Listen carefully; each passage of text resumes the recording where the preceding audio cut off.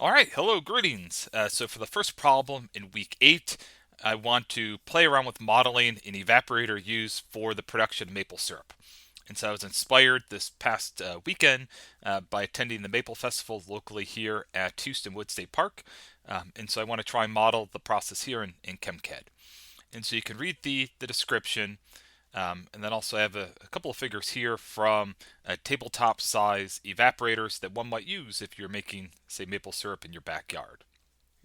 But essentially for the process, we're going to have a feed of 40 gallons per minute of sap, which is taken to be 98% water and 2% sugars by mass. So the stream's going to be at room temperature and pressure, so 68 degrees Fahrenheit and 14.7 psi absolute. And we're going to send it to a flash drum operating at 212.05 degrees Fahrenheit and 14.7 psi absolute. Okay. So you can read the descriptions, and so essentially, maple syrup, we need to try and take the sap, which is 2% sugars by mass, and we need to try and remove water so that we get the sugar content to that final product to be at least 66%, right? And typically it's slightly higher. And so the information I was given at Houston Woods is that typically the final product's heated up to 219 degrees Fahrenheit. Okay, but we're going to use this 212.05 that I have indicated here. Okay, remember, boiling point of water is 211.97 degrees Fahrenheit, essentially 212. We're going slightly above the boiling point of water. This is going to get us close to that sugar content of 66%. And part of where we're just going to bring it up here is the sugar content we'll find is really sensitive to that temperature. And so we're just going to try and mimic the process as closely as possible and have some fun. Okay. All right, so coming over to CHEMCAD, if I start with my engineering units, this is going to be a case where I'm going to try and stick in English units, which is default, because we're going to work in terms of degrees Fahrenheit and pressure in PSI. Okay, and then we can leave mole mass, we can leave that in pounds since we're mainly going to be dealing with weight fractions. Okay. And actually what I might change is liquid volume rate. So default is feet cubed per hour. I could change it when I specify the streams, but I'm going to specify here GPH, which should be gallons per hour. Okay, and then let me just go ahead and get the vapor rate in terms of gallon per hour. And it doesn't look like it has an option, so we'll leave it in feet cubed per hour. It's fine. Okay, I'm going to click apply. Okay, and so then I'm going to start. I'm going to drag in my flash drum.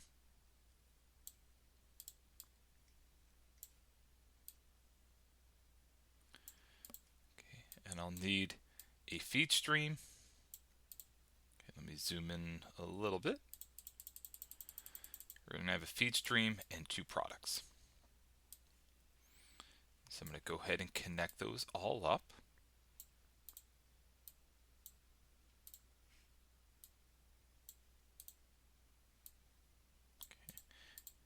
Okay. And in terms of components, okay, so the first component is water. Then the second is it's sugar, right? So I'm going to show you two things. Is one, if I type in sugar for my components, right? I see get various hits. Okay, the first one is table sugar, which is what it's going to be, right? And so for table sugar, we're given a CAS, which makes it sure it's indistinguishable what exactly is meant by table sugar. When I try and look up more about the chemistry of maple syrup, all right, the primary sugar present is sucrose. All right, so if I look at sucrose, sucrose, right, has a CAS of 5751. And so if I were to go back to just sugar, all right, that's the same CAS as what's listed here as table sugar. Right, so table sugar is used as a synonym of sucrose. Okay. So I'm going to add my table sugar, okay, and click OK. All right, so they're going to use the SRK equation of state. Cool, fantastic. All right, so now in specifying my streams, okay, my feed, we're told to assume it's at 68 degrees C and 14.7 psi absolute. Okay. And then in terms of my component unit, okay, I'm going to change this to weight fracs. We're 0.98 weight fracs water. and then the balance is my sugar, and we have a flow rate. So even though I changed default units of liquid flow rate to gallons per minute, so here it's pounds per hour, but we've got this standard liquid gallons per hour. Okay, and we have a flow rate of 40. Okay, cool. So, and just to be sure, right, 40 gallons per minute. So not 40 gallons per hour. I want 40 gallons per minute, GPM. So 40 gallons per minute. Okay, and yeah, so we've got 40 gallons per minute of sap, which is 98% water, and the balance is our sugar, which we're taking here to be sucrose, table sugar, and it's at 68 degrees Fahrenheit and 14.7 psi absolute. So now in terms of the flash drum, okay, the operating mode we're going to use is to specify the temperature and pressure. Okay, so this could be mode 2. And for the temperature, we're told to use 212.05 degrees Fahrenheit, and then we're going to keep the pressure constant at that 14.7 psi absolute. Okay. And so if I keep that as is and I run it, okay, let's see. So this should be my liquid product. And what we're looking for is essentially the specifications I was given, or what I was told at Houston Woods, is that for 40 gallons of sap, we're going to produce 1 gallon of maple syrup. Okay, so we had a feed of 40 gallons per minute, and if I look at this liquid stream coming out, come on. Okay, so I'm going to change the component concentration to weight fracs. Okay, so table sugar we're at about 68%, so we're just above the 66. Okay, and once I change that to weight frac, I could change my total flow to gallons per minute, right? So I'm at about 0.9 gallons per minute. So this is right at, kind of that specification that the operator told me at Houston Woods. For 40 gallons of sap, we produce 1 gallon of maple syrup. So for feed 40 gallons per minute, my liquid product here, I have a flow rate of 0.9 gallons per minute. So pretty close to 1. And my sugar content's at about 68%, right? Cool. And so then when I look at my top, okay, my vapor stream, okay, so composition, I'm first going to change this to weight fracs, okay, and then I'm going to change this to gallons per minute, right? So here I'm at 39.1 gallons per minute of steam, right? It's steam because it's 0.9999 weight frac water, right? So essentially what's coming out the top is essentially pure steam, right? And it makes sense. What I have coming in is sugar and water. So I have a non-electrolyte solid, right? It's a solid, right? It'd be the sugar would be, in its pure form, would be a solid at these conditions. And so I have this non-volatile component, sucrose and water, and so I would expect that I'm mostly vaporizing, pure water. Okay, cool. So I'm generating a ton of steam. Okay. When I look at the or when I look at my actual drum, the calculated duty is 21.8551 MMBTUs, and so BTUs per hour. Okay. Cool. So just to play with it, so I'm going to perform a sensitivity study, right? And what I'm just going to do here is, in reality, I was told that we heat the water up, right, in our in our evaporator. We heat our water up to we're at about 219 degrees Fahrenheit. Okay? And so, one, it might be an issue with the models we're using, but to kind of show you what happens here, is I'm going to go to an analysis and perform a sensitivity study. And so I'm going to call this, I don't know, T sensitivity. Okay, so I'm going to perform a sensitivity study where I vary the temperature of the drum. Okay, and so what I'm looking at is equipment 1. Okay, I need to click OK because I can't remember. Variable 1 is temperature, and then pressure is 2. Okay, so I'm going to come back up here. Okay, and I want to edit it. So I want equipment 1 And the variable is going to be flash parameter 1, which is the temperature. I don't need to specify a component. And the variable units, that's temperature. So I'll call this T drum. I'm going to vary T drum from, we're at 212.05. Okay. I'm going to vary it from, I'll go say from 211. Okay. And then the operator said 219. And we can do a bunch of steps. We'll do 50 steps. And then what I want to look at or monitor is I want to look at stream 3.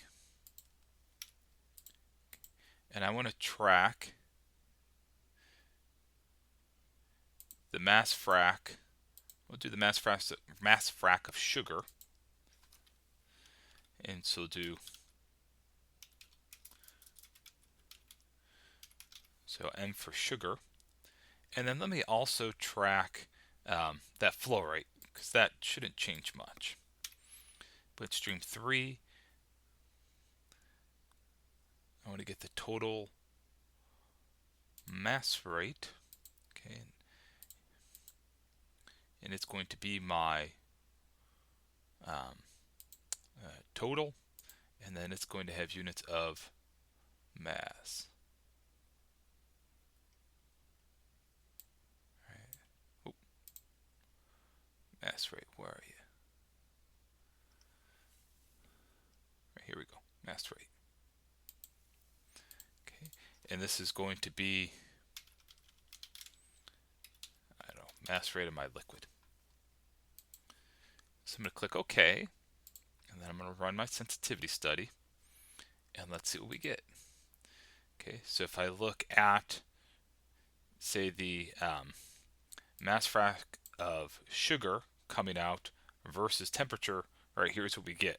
So 211, okay, this is up to the boiling point of water. We're at 211.96 degrees Fahrenheit. Right, essentially, what goes in comes out as liquid. Okay, so my Y, my mass frac of sugar is 0.02, which is the mass frac of sugar that I had going in. Remember, it was 98% water, 2% by mass sugar. Then what happens is as soon as I surpass 211.96, so that's the boiling point of pure water, okay, I get this step change.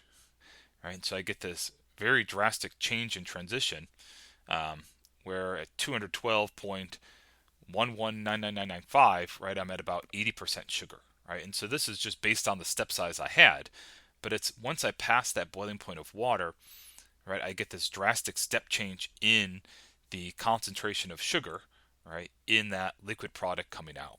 Okay? And we see it doesn't change much. So if I was to go up to 219, right, now I'm at about 99, or I'm almost at 100% sugar, right? So I've boiled off essentially all of the water.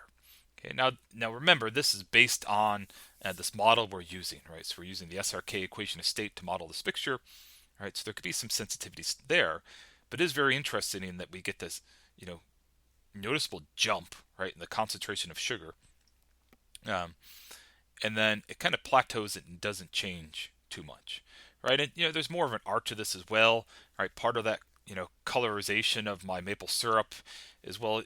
I mean, when I look at sap, right, it looks like water. It's somewhat sweet water. And so part of that browning comes from the cooking, the caramelization of the sugars, right? So there's, a lot to it in terms of temperature control of that system. Okay, but yeah, so this is pretty cool, right, in terms of looking at how sensitive this is into that temperature. And if I were also to look at that mass flow rate, so let me get rid of the sugar. Okay, it's going to be similar, right? So essentially everything going in is coming out liquid. Then once I pass the boiling point of water, right, I get this drastic jump where I end up boiling off most of the water. Okay, and then that liquid flow rate is going to remain pretty constant, right, because I'm only 2% sugar going in to begin with. Cool, right? And so that's, kind of the main thing with maple syrup. Okay. The other thing I want to play with, me, the nerd, questioning people at Houston Woods, is wow, right? This requires a ton of heat, right? So there's this huge energy duty, in terms of heating my syrup. All right, and what we see from the sensitivity study, it's essentially I'm heating until I get to the boiling point, and then I'm going to boil off most of the water, and then from there the heating, right, is really going to come into, say, caramelizing and cooking those sugars. Okay. And so there's this huge amount of energy required to remove most of that water, right? This is a really energy intensive process. I'm going from 40 gallons of water, right, to one product of liquid. Okay, so I'm boiling off 39 gallons of water, uh, and so it's extremely energy intensive. So my question to the operators was, well, coming off the top, I have this vapor stream. So I've got steam. I'm generating essentially 39 gallons per um, minute of steam, right? Remember, only 40 gallons per minute went in, and it's at 212.05 degrees Fahrenheit. So my question is, well, how much could I recover some of that steam rather than just venting it to the atmosphere? Could I recover some of it to preheat? Okay. Um, and there's other things. I remember picking Dr. Almquist's brain, and she suggested, oh, I bet we could use a membrane to remove most of the water from that initial feed. But this is just me playing with reheating. Okay, and again, this is just me having fun. Um, Remember when I taught mass transfer in the past, right? There's an art to making things like grape juice concentrate, right? In terms of trying to control the process and recover some of these flavonoids which might otherwise be lost in the vapor phase, right? So I'm sure I'm oversimplifying this or missing something, but this is just me having fun this past weekend. Okay, so what I'd like to explore is, okay, so this is steam. Okay, what I'm going to do is I want to try and preheat my feed going in, and so what I'm going to add is, let me add a heat exchanger. Okay, and let's have some fun. Okay, so I'm going to take this product or this feed, okay, and I'm going to send that to my heat exchanger, and then connect that as the feed to my drum. Okay, I'm going to take this vapor product. Okay,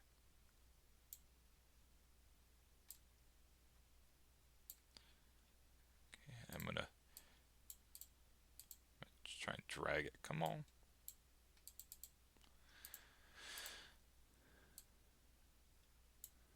I was hoping it would just let me drag it up to make it look a little prettier, but that's okay. So I'm going to take, there we go, kind of. Okay, not super pretty, but we're good enough. So I'm going to take the vapor stream, or the vapor product coming out the top of my evaporator.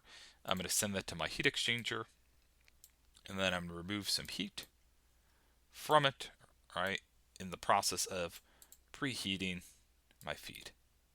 Okay.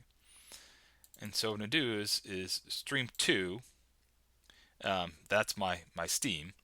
And so what I want to play around with is, I'm going to play around, well, let's imagine that I could take my steam, and let's just say I can decrease its temperature to, right, what would happen if I were to decrease the temperature to 180 degrees Fahrenheit, right? Let's just play it ideal, right?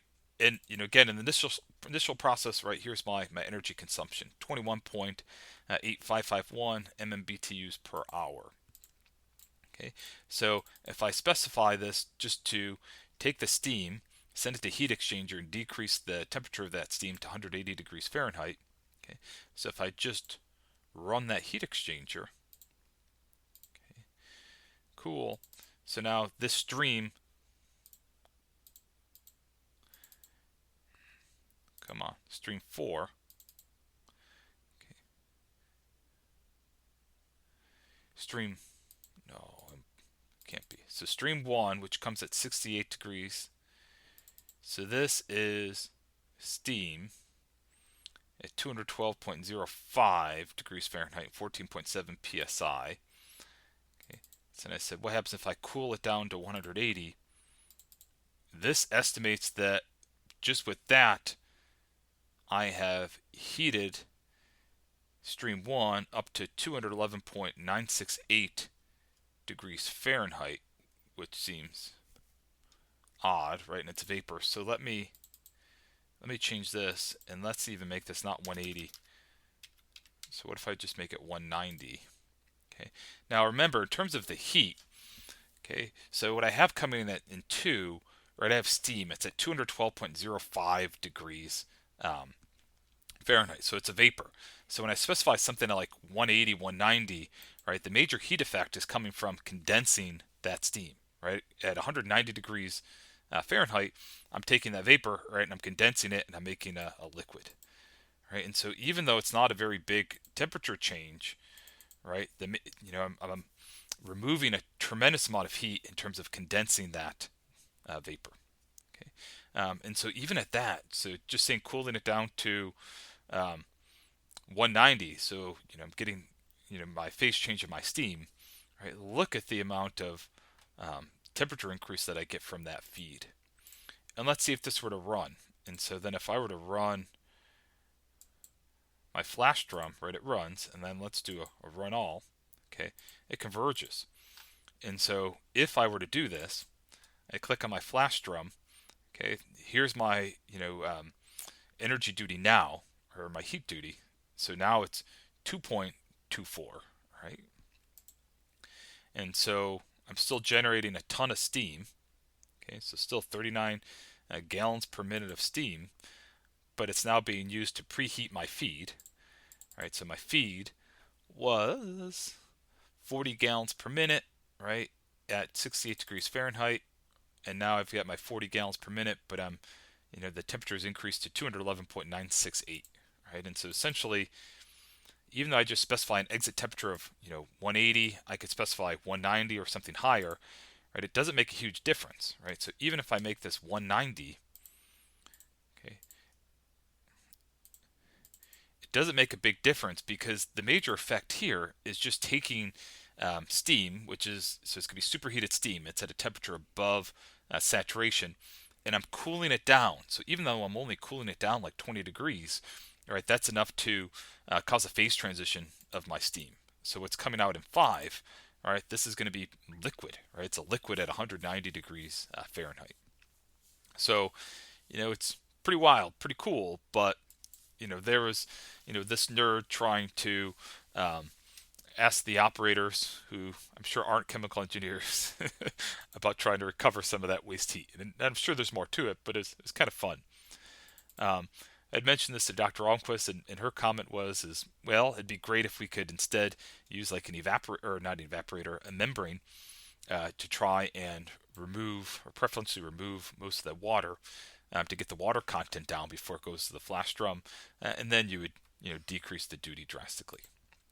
So there's lots of different tricks, but pretty cool. And so that's me having fun with maple syrup.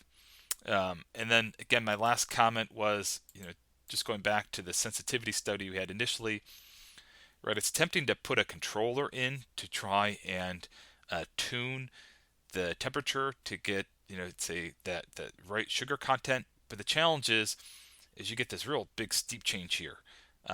And so it kind of seems beyond the precision of the controller. If I were to specify something like 66%, right, that's going to be right around here.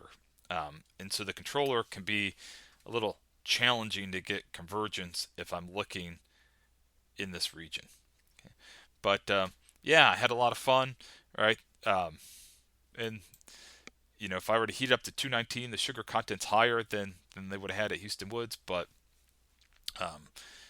that's our model, and there's probably more details that I'm missing, but hope you enjoy it. We'll see you in the next problem.